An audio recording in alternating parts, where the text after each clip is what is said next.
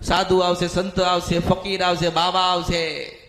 અરે માસ્તર મૌલવી આવશે. હું મેલડી છું, હું મેલડી છું, મેલડી છું. આ કળિયુગમાં મેલડી છું. મને ઓળખો ને બેટા તો ઓળખાય. માં અને યાદ રાખજે, માં જેમ જેમ સમય જશે એમ સાધુ આવશે. સાધુને નવું વસ્ત્ર આપજે. શું આપીશ? સાધુને નવું વસ્ત્ર આપજો. વસ્ત્રમાં ખબર પડે ને, વસ્ત્ર. સાધુને નવું એક થોડો ભેખ આપજો. ભેખનો ટુકડો તો જોઈએ ને ના.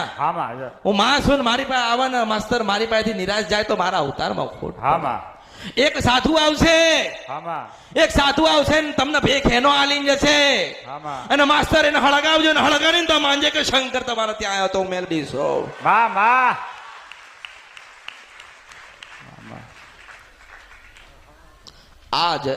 આજે ભૂમિ છે ને ભૂમિ, એમાં ભગવાન આવવાના. કોણ આવવાનું?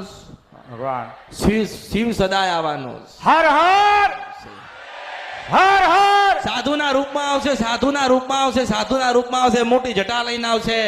બમ બમ ક્યાં તો આવશે હું મેલડી છું. નવું વસ્ત્ર આલજો, આલજો, આલજો જરૂર માં. નવું વસ્ત્ર આપીને જૂનું વસ્ત્ર માસ્તર આલન હામાંથી તો માનજો કે ભગવાન આવ્યો તો.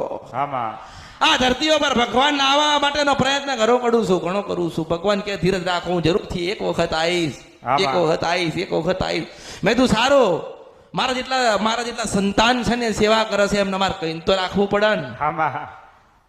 આ તો પછી કૂદકા મારતો મારતો આવે તો માસ્તર તો બગાડે કે ભાગ કે અહીંથી કે.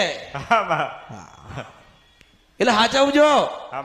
ભગવાન પરીક્ષા લેવા આવે ને એની પરીક્ષામાં પાર નીકળવાનું છે. માણસની પરીક્ષામાં પાસ થાવ કે ના થાવ, શંકરની પરીક્ષામાં પાસ થજો. જરૂર. કારણ કે ભગવાન જયારે આશીર્વાદ આલવા આવશે ત્યારે કયા સ્વરૂપમાં આવશે તમને ખબર હશે? ક્યારે આવશે કોઈને ખબર નથી, પણ માસ્તર આવશે, આવશે, આવશે, આવશે, આવશે, આવશે ને આવશે. જેવી રીતે ભગવાન શ્રી રામ ગયા હતા સબરીના બોર ચાખવા. શંકર ભગવાન મને મળવા ના આવે તો મારું નામ મેલડી નહીં.